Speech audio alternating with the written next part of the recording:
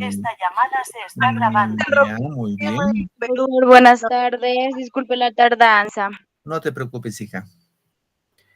Hablamos del romanticismo, ¿cierto? Sí, ¿Correcto? especialmente de Ramón Castilla y también sobre algunas tradiciones peruanas y también de Ricardo Palma. Vimos algunos Ajá, sobre todo. videos que ocurrieron en ese tiempo, tanto en sus tradiciones como el fraile, San Martín, incluso muchas cosas que ocurrieron en el romanticismo.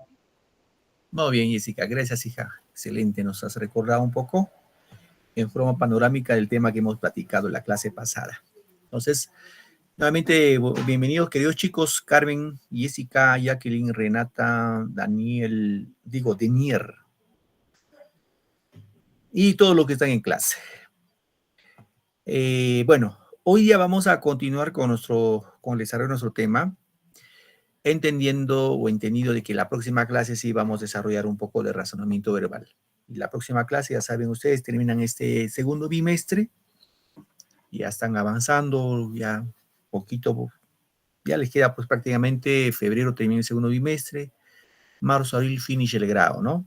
Siempre la recomendación que ustedes perseveren en sus estudios, a pesar de las dificultades que siempre va a haber, chicos. Eso sí, ténganlo bien presente. Va a haber dificultades de orden de trabajo, familiares, de salud, etcétera, etcétera. Pero siempre no posteren sus estudios porque eso tarde o temprano pues van a cosechar esos frutos del esfuerzo que ustedes hacen. Entonces, es mi recomendación. Dime, Jessica, me levantaste la mano, hija. Le levanté la mano para darle el resumen de lo que habíamos hecho sobre la clase anterior, sobre el realismo y todo lo que escondía el realismo, especialmente en algunas cosas que eran como las cartas, que a veces había en esa época, sus costumbres, sus tradiciones, de todo un poco en general. Ajá, muy bien, Jessica. Gracias, hija. Muy bien, chicos. Gracias, Jessica. Bien, cuarto año, tengo, a ver, 2, 4, 6, 8, 10, 12, 14 que me han participado. Igual la recomendación, chicos, estar atentos a la clase, prestar atención, tomar apuntes y participar, ¿ya? Es importante ustedes porque ahí demuestran que son estudiantes competentes, ¿no? No vaya a ser porque yo sí soy un poco pitonizo. Otra vez se conecta. Están en otra cosa, ¿no? Dime, hija, te escucho. Usted es un buen profesor porque enseña muy bien y desde el tercer grado que estoy llevando con usted, sus clases se dejan entender a la perfección. Gracias, Ariana. Gracias, hija. Sí, alguno de ustedes ya viene de tercer año y pues vamos a seguir en esa tónica y sobre todo ustedes, ¿no? Que son la razón de ser de nosotros como Disculpe, institución. profesor, que lo interrumpa. Yo comparto lo mismo con mi compañera, porque no solamente usted nos explica, sino que en la forma como nos explica es como que nos transmitiera a esa realidad, porque ahí en lo que es comunicación no solamente es tratar de entender y comprender, sino es teletransportarte a esa época y tratar de vivir los tiempos que vivieron en ese tiempo y tratar de entender un poco la costumbre que ha ido cambiando ahora y que en algunos casos o en algunos pueblos todavía radican especialmente en algunas tribus. Claro. Y Muy por bien, esa Jessica. parte le felicito mucho, profesor. Muchas gracias. Muy bien, Jessica. El tema aquí, chicos, el tema de literatura siempre se va a vincular al campo histórico, ¿no? Siempre se vincula a eso. Porque alguna vez me decían, profesor, ¿está enseñando historia o está enseñando literatura o comunicación? El tema, reitero, queridos chicos, la literatura se va a vincular siempre a la historia. El que no va a haber ninguna obra literaria que se salga de la historia, de un contexto histórico. No se podría. Es decir, por ejemplo, yo le dijera, a ver, chicos, escriban un cuento. Obviamente ustedes van a redactar un cuento de acuerdo al contexto donde viven, al momento donde viven. Pues seguramente no van a ser cuentos de dioses, semidioses, nada de eso, porque ese no es nuestro contexto, ¿no? Entonces siempre se vincula a ese aspecto. Y hoy día en este bimestre, en este segundo bimestre, vamos a culminar con lo que es el realismo peruano, ¿sí? El realismo peruano como un movimiento literario artístico que hemos visto en este bimestre, hemos visto el costumbrismo que surge en España, la clase pasada hemos visto el romanticismo que surge en Alemania, y hoy ya vamos a ver realismo, ya no surge en Alemania, surge en Francia. Es decir, en Europa, queridos chicos, estos movimientos literarios, costumbrismo, romanticismo, realismo, han surgido en Europa y luego han llegado a América, han llegado al Perú. Y en Europa, pues entre esos países, entre Francia, Alemania, había competencia. Y recuerden que el romanticismo, para los románticos primero eran los sentimientos, la pasión, la emoción y luego la razón. Y eso fueron lo que propusieron los alemanes con Wolfgang Goethe, ¿no? Goethe es seguramente el máximo exponente del romanticismo europeo, que es alemán. Pero los franceses no se quedaron atrás, dijeron, bueno, ¿cómo que Goethe nos puede superar? Vamos a darle la contra al romanticismo.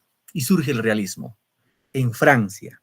Y para los realistas, primero es la razón, luego los sentimientos, ¿no? Se oponen en este caso al romanticismo. De eso es lo que vamos a hablar el día de hoy. Bien, a ver chicos, ¿ustedes alguna vez han visto esta imagen de este señor? Bueno, ya estamos en lo que es literatura peruana, que tiene una mirada así un poco adusta, su bigotito es así como... ¿Tiene idea quién es este señor? Por ahí, yo sé que está blanco y negro, pero por ahí les suena ese nombre, algún nombre de este personaje.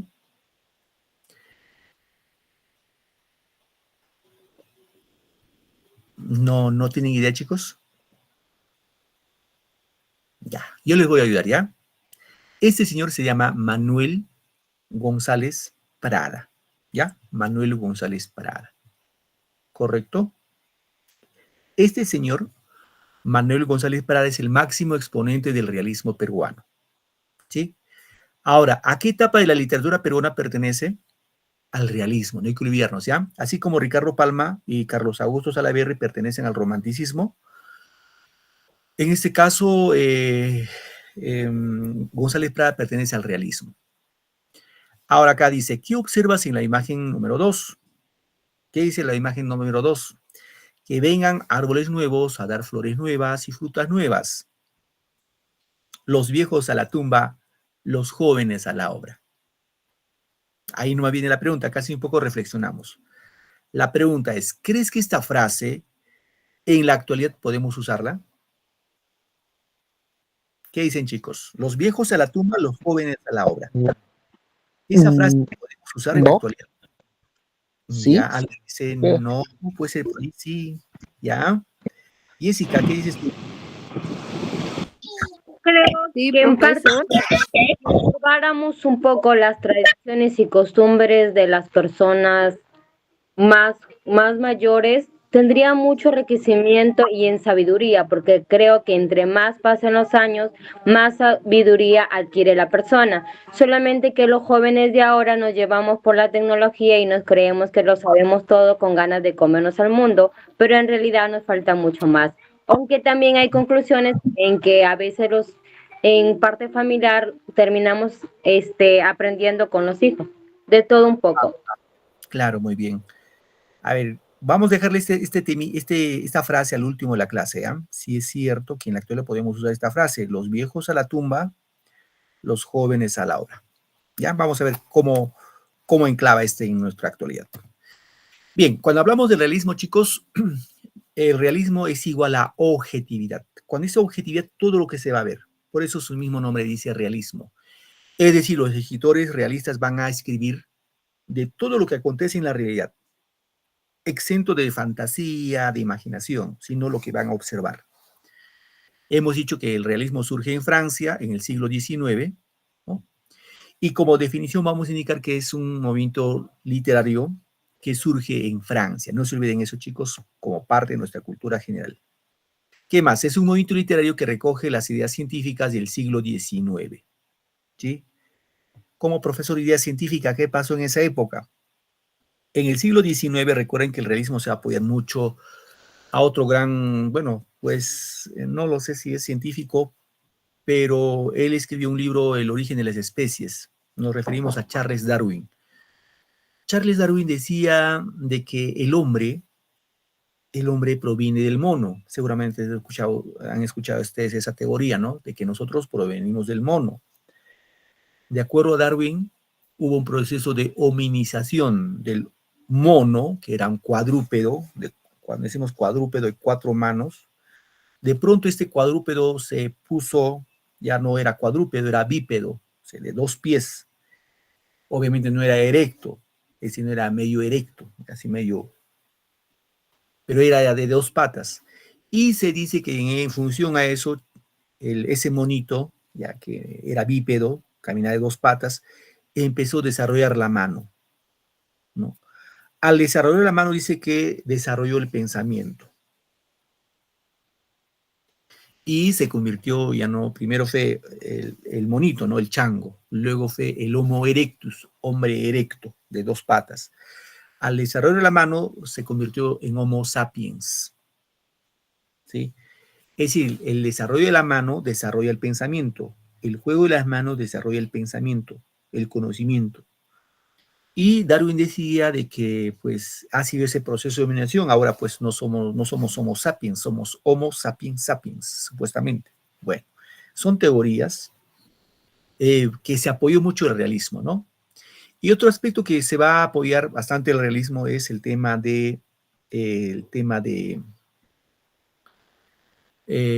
positivismo, ¿no? El positivismo también es que es un movimiento filosófico que surge en Francia, y los positivistas indicaban o negaban todo conocimiento a priori.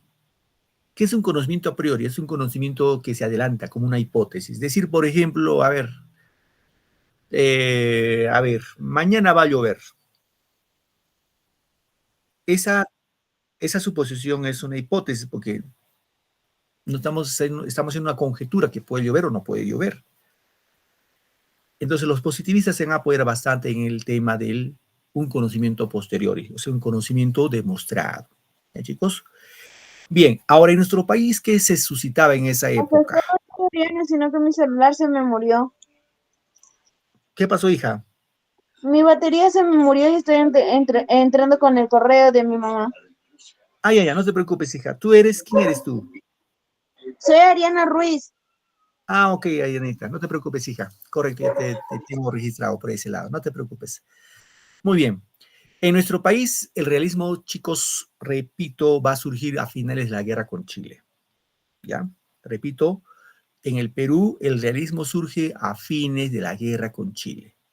Y obviamente se vive una etapa de reconstrucción nacional. ¿Ya?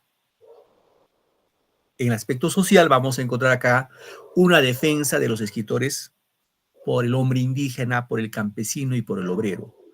Va a existir en este caso, pues a través de los siglos se han desarrollado la corrupción moral y esa corrupción seguimos arrastrando hasta ahora, ¿no? El realismo peruano expresa los temas concretos de la realidad cotidiana y también se desarrolla, pues, en este punto el nacionalismo peruano. ¿Sí? Bien. ¿Cuáles son las características del realismo? Una de las características importantes es la oposición al romanticismo. ¿Sí? Es decir, el realismo se opone al romanticismo. Va a haber un rechazo al tono intimista, sentimental que desarrollan los románticos. Otra característica es el rechazo de lo pasado y lo exótico, o sea, un rechazo hacia lo pasado. Recuerden, a Ricardo Palma tocaba temas de la época de la colonia, de la emancipación, de la vida, de la época incaica. Rechaza eso, ¿no? Y hace referencia a temas de orden social, temas sociales, ¿sí? En función a eso. Dime, Jessica, ¿alguna duda, hija? ¿Alguna pregunta? Profesor, me puse a investigar, disculpe, mientras que usted estaba hablando y creo que la frase que usted nos estaba dando, el mismo autor González de Prada se trataba de indicar a la juventud de tratar de estimularla a un cambio y luchar con las malas ideas y hábitos que tenían en esa historia. Y también cuestionaba que tenían que luchar por la paz y la justicia en esa época tan transitoria. Así es, muy bien, de la época de la reconstrucción. Correcto, Jessica, en esa parte. Bueno, ¿qué más tenemos acá? Se escribe, dice, sobre situaciones contemporáneas, lo que acontecen en esa época, ¿sí? Y hay una preocupación por la renovación del país. Otra característica tuvo un propósito netamente moral y social. Las obras deben transmitir ideas, o sea, deben educar, deben formar. Y va a surgir en esta etapa un nacionalismo de tipo agresivo. Aquí vemos los representantes. Tenemos a Manuel González Prada como uno de los mayores exponentes con su obra Páginas Libres. Clorinda Mato de Turner con su obra Ave sin nido, Mercedes Cabello de Carbonera con su obra El Conspirador, Abelardo Gamarra con su obra 100 años de vida tertularia, María Nieves Bustamante con su obra Jorge, el hijo del pueblo, Manuel Moncloa Covarrubias, su obra Cromitos, y Amalia Puga de Lozada con su obra La Felicidad. Como pueden ver, chicos, en esta etapa surgen ya escritores que son mujeres, ¿no? Acá aparecen las mujeres, un buen porcentaje de escritoras van a ser mujeres. Y de esto hay que tener muy en cuenta, así como he visto en el romanticismo a Carlos Augusto Salaverry y a Ricardo Palma, como los máximos exponentes del romanticismo, en el realismo tengamos estos dos presentes, estos dos escritores muy presentes. Manuel González Prada y Clorinda Mato de Turner.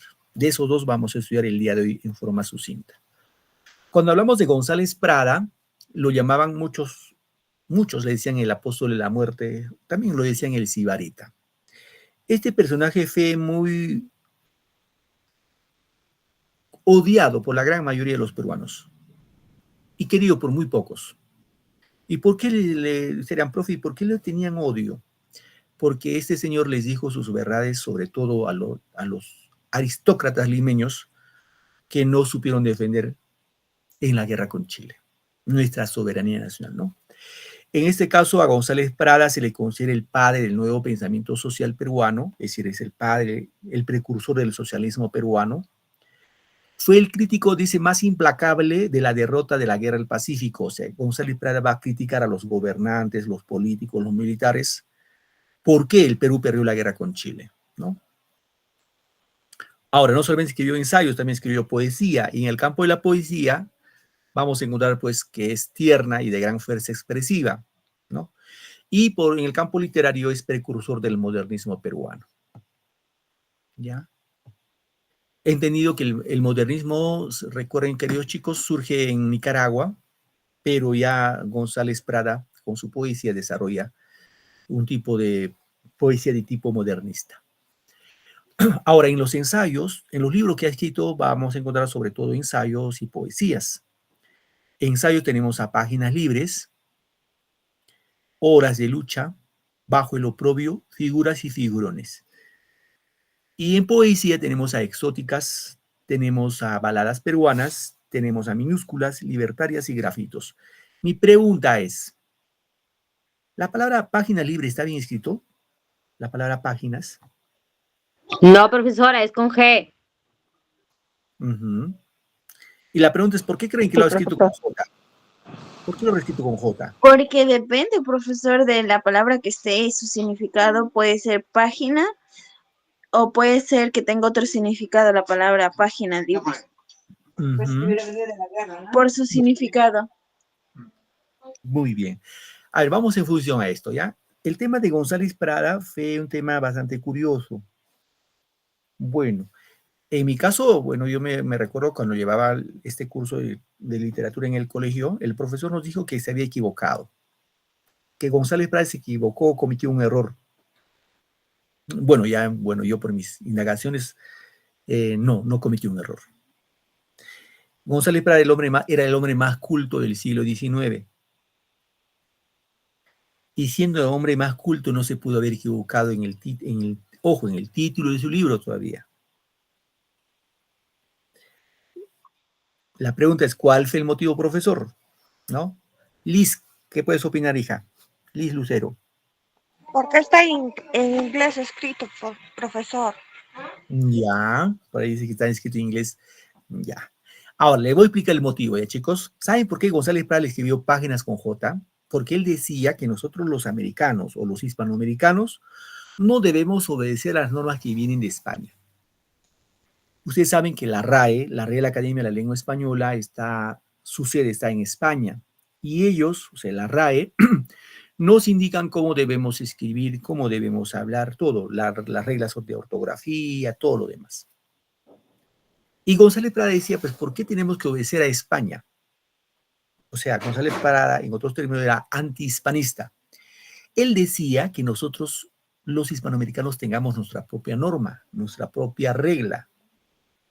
Es decir, se puso rebelde contra la RAE. Y pues dijo así, yo lo quiero escribir. Obviamente es permitido. Recuerden, chicos, en literatura todo es permitido. Se permite esto.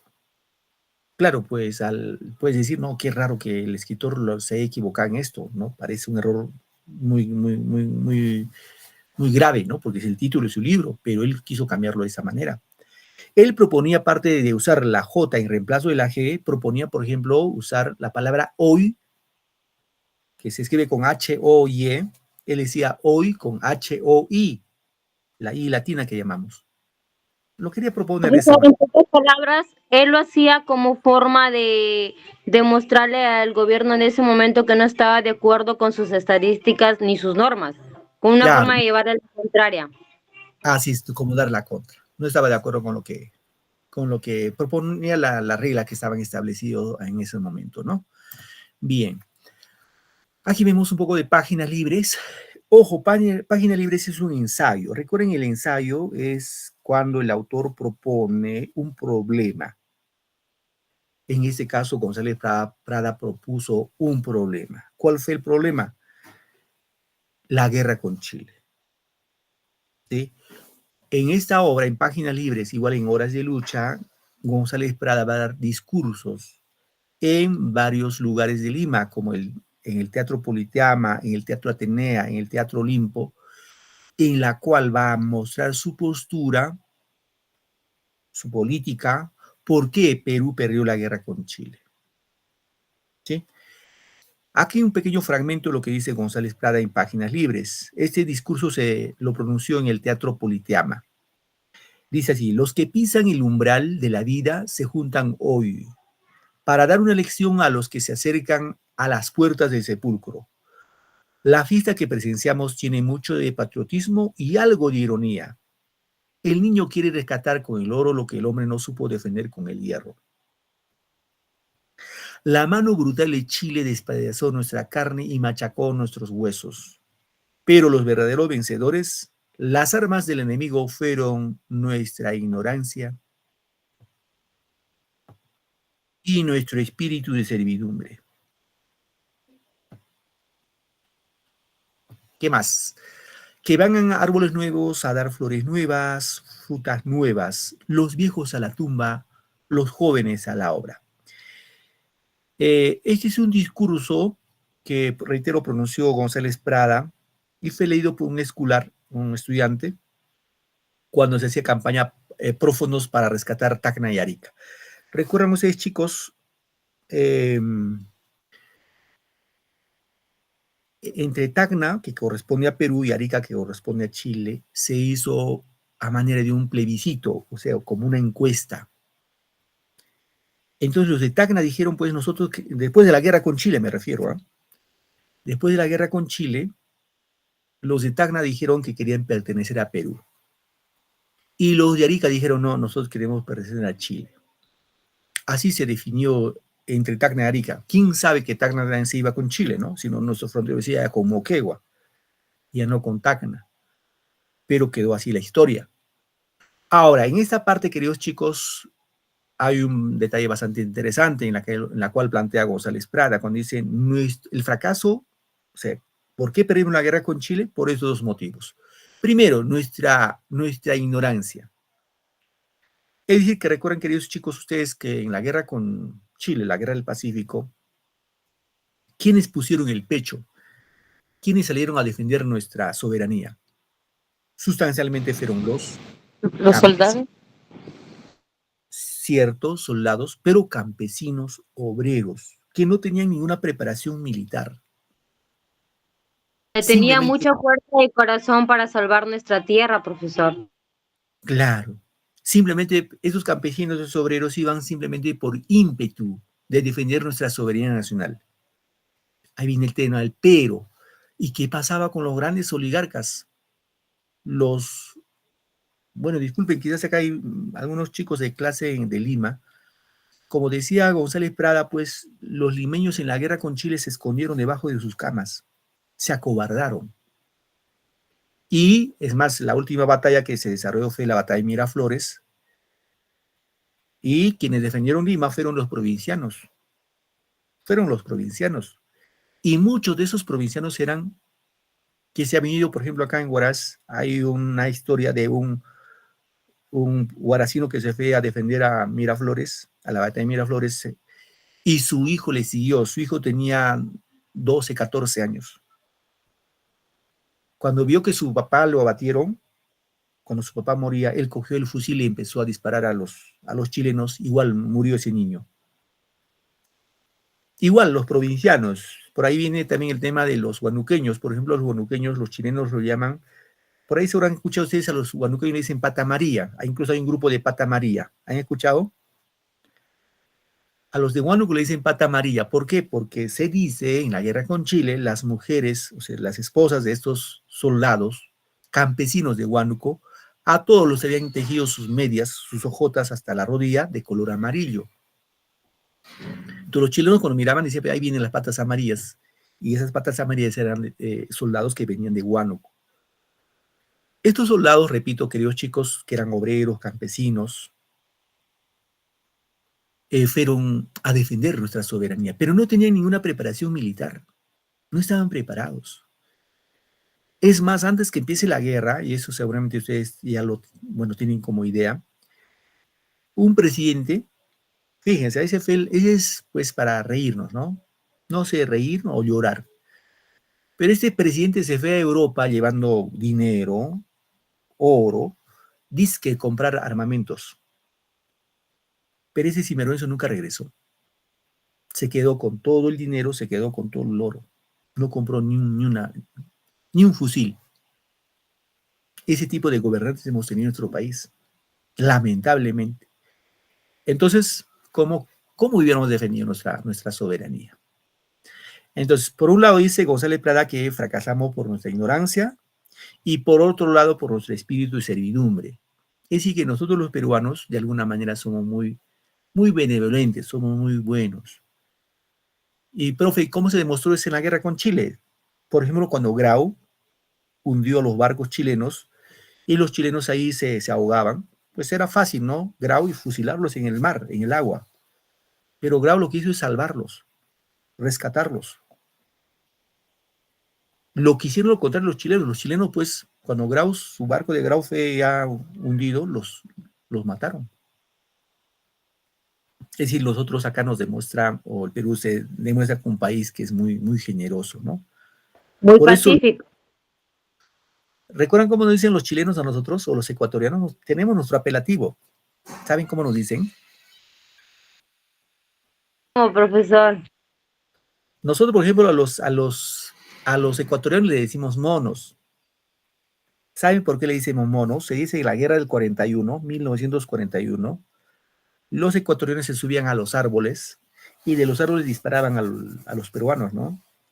Y los peruanos, por eso lo pusimos el nombre de los monos, porque los monos, bueno, los ecuatorianos morenos y subían los árboles, parecían monitos ahí, y se quedaron con el tema de monos, ¿no? Y a los chilenos se le dice rotos, pero también los peruanos tenemos nuestro nombre. ¿Saben cómo se llama? ¿Cómo nos llaman, chicos? De verdad No, profesor. Hola, profesor. nos dicen gallinas. De verdad. De verdad nos ¿Por qué dicen. no dice? A ver, yo les pregunto, ¿cuál es la característica de la gallina? ¿Qué simboliza la gallina? ¿Sabe qué simboliza la gallina o no? Dime, Renato. Debilidad, debilidad, profesor. Pues salieron corriendo como gallinas. Cobardía. Así es. La gallina, tú quieres coger, la gallina se va cacareando, ¿no? Se escapa cacareando. La gallina simboliza la cobardía. Pues posiblemente hemos sido cobardes, ¿no? Hemos sido cobardes. Bueno, eso como referencia a lo que hace González Prada en su obra Páginas Libres, en la cual hace un esbozo de la guerra con Chile, ¿no? Bien, vamos a escuchar un pequeño audio de González Prada acerca de este tema, ¿ya? Y luego vemos el otro aspecto. A ver, un momentito, por favor.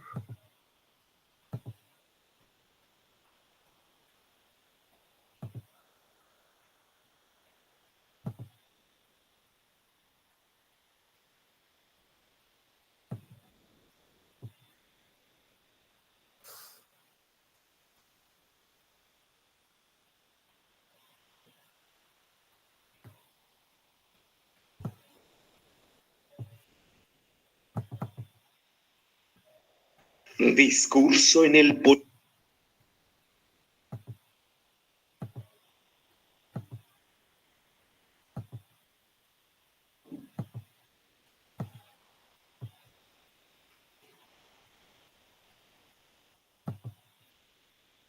Bien, ¿me escucha el audio, chicos? Politeama, Manuel González Prada. Señores, los que pisan el umbral de la vida se juntan hoy para dar una lección a los que se acercan a las puertas del sepulcro. La fiesta que presenciamos tiene mucho de patriotismo y algo de ironía. El niño quiere rescatar con el oro lo que el hombre no supo defender con el hierro. Los viejos deben temblar ante los niños, porque la generación que se levanta es siempre acusadora y juez de la generación que desciende. De aquí, de estos grupos alegres y bulliciosos, saldrá el pensador austero y taciturno. De aquí, el poeta que fulmine las estrofas de acero retemplado. De aquí, el historiador que marque la frente del culpable con un sello de indeleble ignominia. Niños, sed hombres, madrugad a la vida, porque ninguna generación recibió herencia más triste, porque ninguna tuvo deberes más sagrados que cumplir, errores más graves que remediar, ni venganzas más justas que satisfacer. En la orgía de la época independiente, vuestros antepasados bebieron el vino generoso y dejaron las heces. Siendo superiores a vuestros padres, tendréis derecho para escribir el bochornoso epitafio de una generación que se va, manchada con la guerra civil de medio siglo, con la quiebra fraudulenta y con la mutilación del territorio nacional. Si en estos momentos fuera oportuno recordar vergüenzas y renovar dolores, no acusaríamos a uno ni disculparíamos a otros. ¿Quién puede arrojar la primera piedra? La mano brutal de Chile despedazó nuestra carne y machacó nuestros huesos.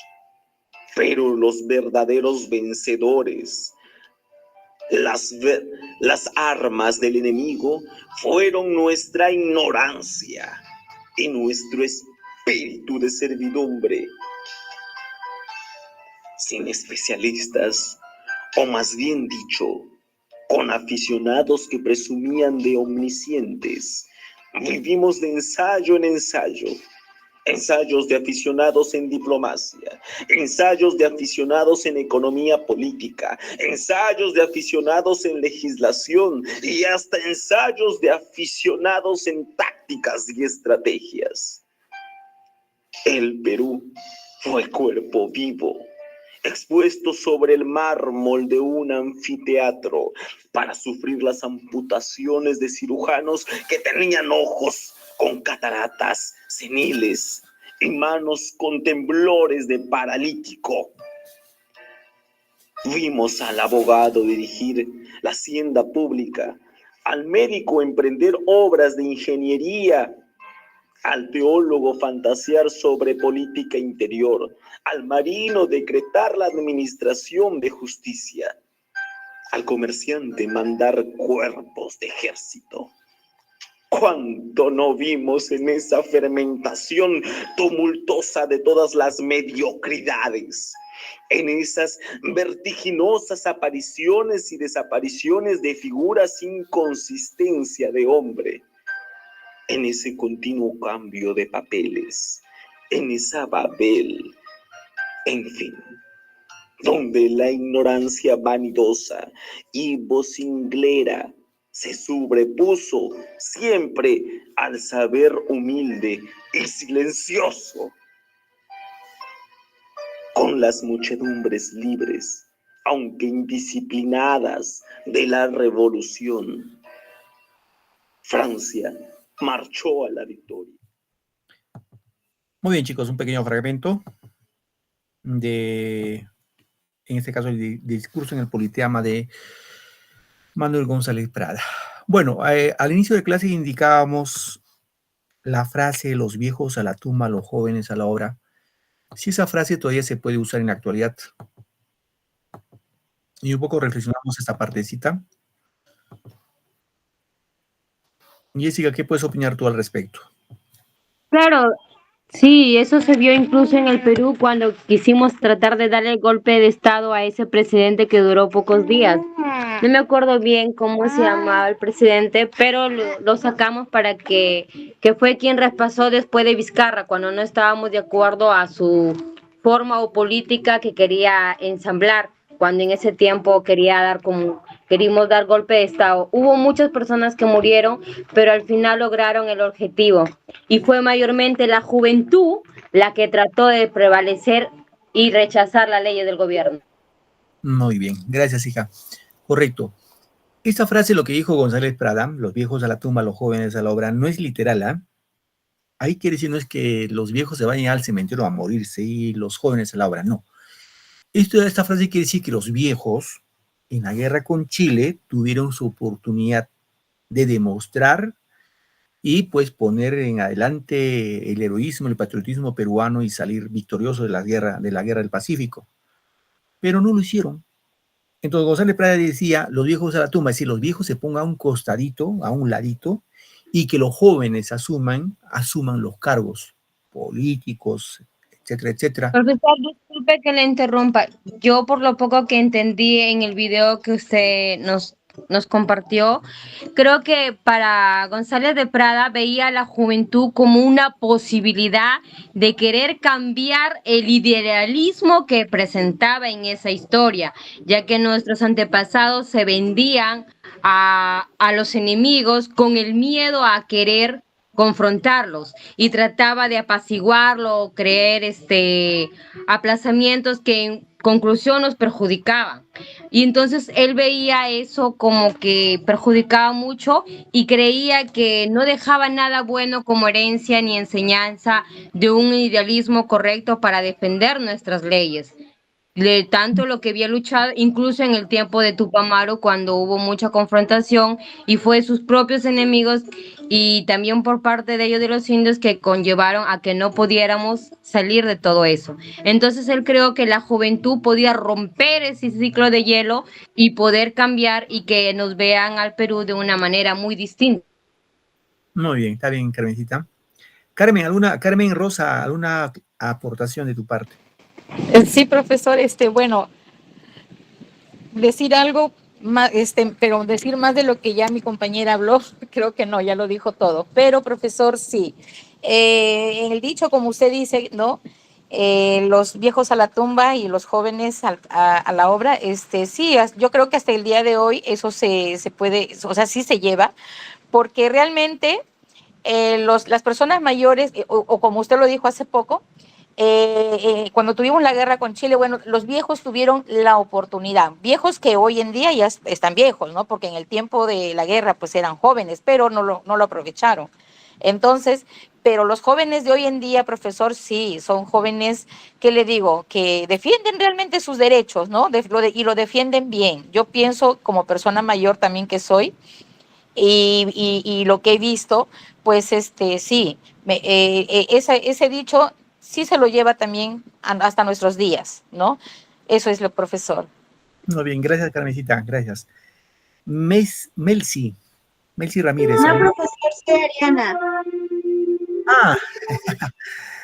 Ruiz Hernández. A ver, hija, te escuchamos. Bueno, yo creo que mis compañeros han dado una opinión muy buena, pero mi pensar mío de la frase que dice que los viejos a la tumba, los jóvenes, yo creo que todo está bien, son nuevas generaciones, son nuevos, o sea, cada generación tiene su propósito, cada generación tiene un porqué.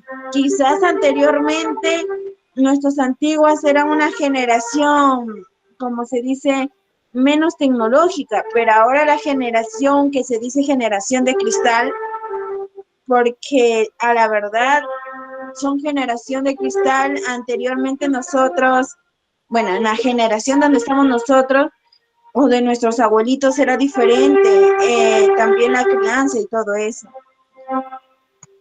Muy bien. Y ahora es una nueva crianza que a los hijos no se le puede tocar, que a los hijos no se le puede decir nada. Esa es la generación de cristal. Muy bien, hija, correcto. Muy bien, gracias, Ariana. Bien, ahí, bueno, recogiendo las ideas de ustedes, excelente su participación, tienen su opinión en función a lo que dijo González Prada y obviamente podemos aplicar en la realidad, en la actualidad, claro que sí, podemos aplicarlo. Pues, pasamos al otro tema, porque nos va a ganar aquí la hora, la otra parte, ¿no? De Clorinda Mato de Turner, que esa es una mujer cusqueña, ¿no? Se casó con un norteamericano, quedó viuda y tuvo dificultades económicas, se trasladó a Arequipa y se dedicó ahí al periodismo, ¿no? Las obras que escribió Clorinda Mato de Turner básicamente son novelas. Aquí lo que destaca, aparte de herencia, índole, tradiciones cusqueñas, que es muy parecido a tradiciones peruanas de Ricardo Palma, su mejor novela es este de acá, Ave sin nido, ¿ya? Para ganar tiempo, es su mejor novela, Ave sin nido. ¿Y de qué trata Ave sin nido? Es la historia de dos hermanos, ¿ya? Brevemente. Es la historia de Margarita, ¿ya? Margarita y Manuel. Estos dos son hermanos. Pero hay algo interesante que pasa entre ellos. Esta novela de Aves sin Dios, el escenario de la novela es el pueblo de Quillac, Cusco, ¿ya? Quillac, Cusco. En este pueblo de Quillac habían pues autoridades como el párroco, el gobernador, el juez, etcétera, etcétera. Estas autoridades siempre abusaban del pueblo campesino, del pueblo indígena. Así que un día, bueno, para tener en cuenta, había un cura de nombre Pedro Miranda Claro, acá en la parte bajita está, don Pedro Miranda Claro. Este señor, este cura, este párroco, era un tipo lascivo, o sea, abusaba de las mujeres. Ojo, el abuso no era pues de tipo, aparte de los abusos que cometía, este cura había embarazado en este caso, a una terrateniente del pueblo. Fruto de ese amorío, vamos a llamarlo así, con la terrateniente, nació este muchacho de nombre Manuel. Ya, este joven Manuel. Bueno, Manuel creció y luego se fue a Lima a estudiar Derecho, Jurisprudencia, porque su mamá tenía dinero, era gamonal. No sé si el papá, pues el cura, le proveía de bienes, pero la madre sí, y así que se fue a estudiar a Lima. Mientras tanto, había otra señora, en este caso, bueno, primero el señor Juan Yupanqui, ¿no? Juan Yupanqui era un indio, indígena, y su esposa Marcela. Se dice que Marcela queda embarazada, pero no de su esposo de Juan Yupanqui, sino de este mismo cura, de nombre Pedro Miranda Claro. ¿Qué había pasado con la mamá de, en este caso, con Marcela? ¿Qué había pasado? Que cuando fue a la iglesia a confesarse, este cura, Pedro Miranda Claro, había abusado de la pobre señora. Y fruto de ese abuso nació esta chica de nombre Margarita. Ahora, la señora nunca avisó a su esposo, no lo avisó a Juan Yupanqui indicando del abuso que había cometido. Es más, nació la niña y Juan Yupanqui creyó que siempre era su papá. Hubo una reyerta, o sea, un enfrentamiento en el pueblo, y en esa reyerta muere Juan Yupanqui, el papá, el supuesto papá de Margarita, y queda también muy herida la señora Marcela, la mamá de Margarita. Y antes de morirse, la mamá de Margarita le va a confesar a doña Lucía y a Fernando, sobre todo a doña Lucía le dice: antes de morirme te voy a confesar, el verdadero padre de mi hija Margarita no es Juan Yupanqui, mi esposo, sino es el cura, don Pedro Miranda Claro. ¿Correcto? Entonces, cuando ya le he dicho a Manuel que se había ido a Lima a estudiar y de pronto regresa a Quillac y surge el amor entre los dos chicos, entre Manuel y Margarita. Ahora, los dos no, bueno, obviamente esto quien sabía era Lucía y Fernando, que eran los padres adoptivos de Margarita. Entonces ya habían planificado su boda, casarse, todo. Y un día de su matrimonio, un día antes de su matrimonio, Lucía les tiene que confesar la verdad. Le dicen: Manuel, Margarita, ustedes no pueden casarse. ¿Por qué? Son hermanos. Son hijos del mismo padre. Y por ahí viene el nombre de aves sin nido, ¿no? Aves, Manuel y Margarita, que no pueden formar su hogar, su nido, porque son hermanos, frente al abuso que había cometido este cura lujurioso, Pedro Miranda Claro. Ahora ustedes dirán: profe, ¿es algo de la realidad que pasa? Claro que sí, es lo que ha pasado muchas veces en nuestras provincias.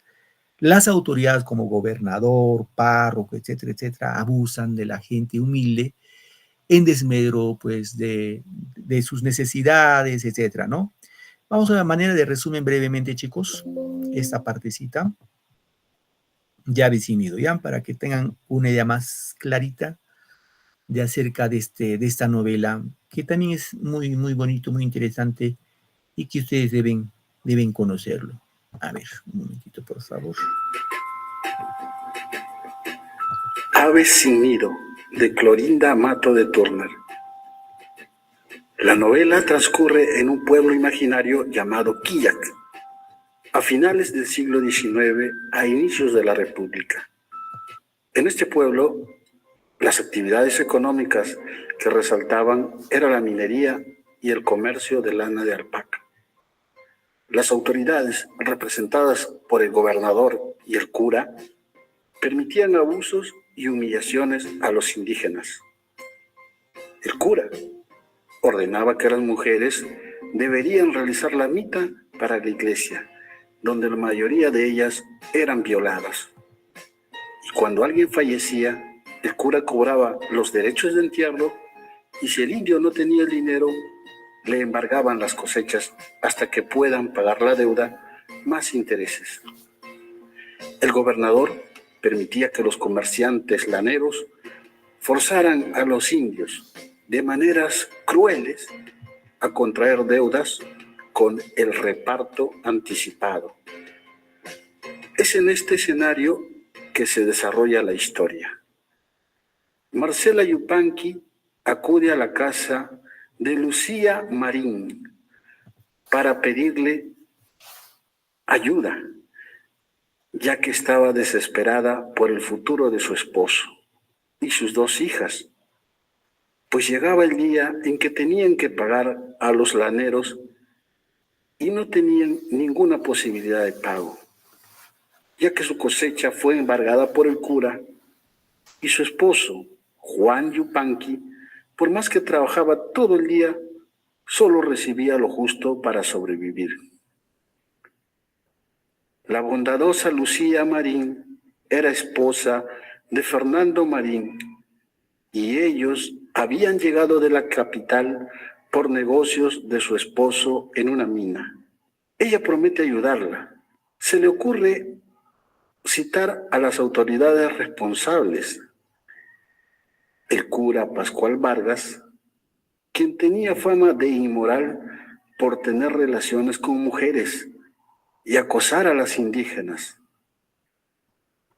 Y el gobernador Sebastián Pancorbo, quien era hipócrita y corrupto. A pesar de las justas razones que le da la señora Lucía Marín, ambos se niegan a ayudar.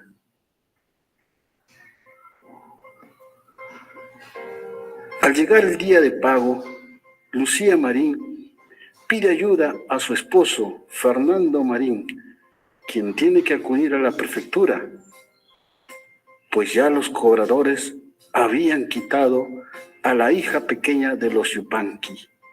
Rosalía. Fernando Marín acude a la prefectura a rescatarla y le cuenta al gobernador Sebastián Pancorbo lo ocurrido. Es un acto de injusticia que quiten a unos padres a su hija por no pagar la deuda de 2 costales de lana valorizados en 120 soles, cuando un año antes le dieron como pago forzado solo 10 pesos. ¿No sabe acaso que esas costumbres es un comercio legal? Mire, le doy un consejo. No apoya a esos indios. Fernando Marín cancela la deuda y recupera a la niña. Por su parte, doña Lucía Marín le dio 50 pesos a Marcela Yupanqui para que pueda desembargar su cosecha. Y ella acude junto a su otra hija, Margarita, con el cura Pascual Vargas. Muy buenas, tenga usted. Le vengo a cancelar los 40 pesos para poder recuperar mi cosecha. Vaya, pero ¿qué tenemos aquí, Marcela? 50 pesos. Bien, acepto el pago y luego te doy tu vuelto. Pero dime, ¿con qué hombre has estado para conseguir ese dinero? Seguro estás engañando a tu marido. ¿Y ella es tu hija? No se parece en nada a ti. Está muy bonita. Y parece que ya tiene edad para venir a la iglesia a realizar la mita. Al reunirse la familia Yupanqui con los Marín, le contaron todo lo ocurrido, quedando con ellos muy agradecidos, viendo a los esposos como sus salvadores. Pero el cura Pascual y el gobernador Sebastián quedaron llenos de envidia y odio contra los Marín. Y junto a sus secuaces tramaron asesinarlos. Por la noche, alguien gritaría como si delincuentes hubiesen llegado al pueblo y que se escondieron en la casa de los Marín, para que al oírlo el campanero Isidro Champi, sin saber nada, toque la campana y alerte a todo el pueblo, pensando que todo es real, y aprovechando la confusión, los cómplices del cura y el gobernador puedan entrar a la casa de los Marín y darles muerte. Los Marín, asustados y acorralados, solo podían escuchar las voces de los delincuentes que venían a matarlos. Pero también pudieron escuchar voces conocidas que vinieron en su ayuda con piedras, palos y antorchas. Llegaron en su defensa y dando disparos hicieron huir a los villanos. Lamentablemente, una bala mata a Juan Yupanqui y Marcela queda muy mal herida. Pero antes de morir, le cuenta un secreto a doña Lucía. Y luego les encarga el cuidado de sus hijas, a los esposos Marín. Ellos juran que las criarán como sus propias hijas. El gobernador Sebastián Pancorbo es encargado por Manuel, hijo de su esposa doña Petronila. Él llegó de la capital de donde estudia Derecho por unos días y junto con su madre, aquella noche trágica acudieron a ayudar a los esposos Marín. Manuel, luego de investigar, descubrió que los autores intelectuales fueron su padrastro, el gobernador Sebastián Pancorbo, y el cura Pascual Vargas. Al verse descubierto, no pudo soportar la culpa y decidió dejar el pueblo, atormentado por su conciencia y la enfermedad de la tifoidea, llega a morir. El gobernador decide presentar su carta de renuncia, aceptando el error de sus actos. Pero sus secuaces, quienes también tenían cierta autoridad en el pueblo, habían acusado y encarcelado injustamente al campanero Isidro Champi, quien dio la alarma sin estar enterado de nada al respecto. A todo esto llega al pueblo un militar con el cargo de su prefecto, Bruno de Paredodora, de don Fernando Marín. La motivación de Manuel era mostrar su sentido de justicia a Margarita Yupanqui, de quien se había enamorado perdidamente y era correspondido. Como los Marín y sus hijas adoptivas, Margarita y Rosalía, habían decidido regresar a Lima, Manuel acude a su encuentro con la intención de confesarle sus sentimientos a los esposos Marín, para que puedan dar su consentimiento y para que Margarita no le reproche alguna vez que es hijo del autor intelectual de los hechos que ocasionaron la muerte de sus padres.